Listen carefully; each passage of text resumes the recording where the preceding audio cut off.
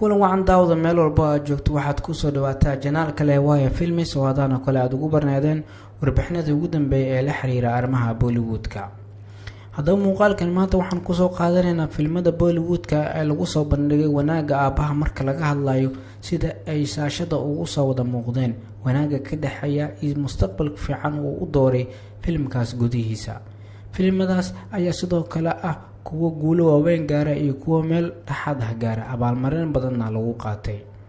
Filmada la xiriira qoyska ayaa door wanaagsan wuxuu ka ciyaaraa filmada Bollywoodka iyadoo loo eegayo in filmkaasi fariimo fiican uu xambaarsan yahay. Aan isla aragno filmadaas lagu soo bandhigay wanaaga aabaha. Filmka koowaad waa Taabad. Amrita aabaheed wuxuu qiimaha arooskeeda kaga muhiimsan xushmada uu u muujinayo gabadhiisa wuxuuna ku taageeraa go'aan walba ilaa ay ka gaarto heer guul ah. Filmka labaad waa Biku.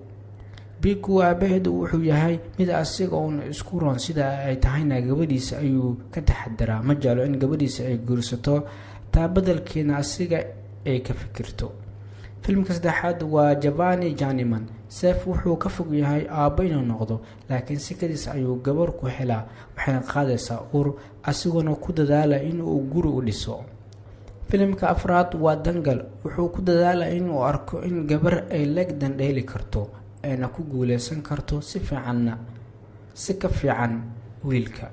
Filmka shanaad waa Bar Ilki Barfi. Mishra ayaa gabadhiisa wuxuu ku dhiirigelinayaa rabitaankeeda inta uu baalasha ka rifi lahaa waa aabo qalbi furan oo aan bulshada dhimin. Filmka lixaad waa Mulki. Murad Ali Khan waa aabo degan oo xanuunkiisa la wadaagayo gabadha uu sodohda u yahay waana aabo aan kala xishoonin in gabadhiisa ay haween kala caawiso. Filmka toddobaad waa Crazy Medium. Jambak waa qof xoogaa nafsadiisa jecel bilowgii sidoo kalena jecel gabadhiisa oo riyadeeda ay tahay in London aad u rumeynayo sidoo kalena halkaas ay wax ka soo barato. Filmka sideedaad waa Badayo. Jitandra ma rabin inuu caruur saddex dhalo wuxuu xaaskiisa ku raacaya oo ku taageeraya in caruur saddexaad ay dhalaan wuxuuna labadiisa wiil iyo hooyadiis ku qancinaa go'aankiisa. Filmka ugu dambeeya ee sagaalaad waa Javani Hai Divani. Bani aabihiisa waa aabo raba kuna raaxaysanaya inuu maqlo go'aanka wiilkiisa. Wuu jecel yahay wiilkiisa laakiin jecelkaas marnaba uma ogolaan in wiilkiisa ay reeriisa ka hor istaagto. Intaas ayaan ku soo xiriyaa warbixinta. Haddii aad ka heshana la wadaaga asxaabtaada.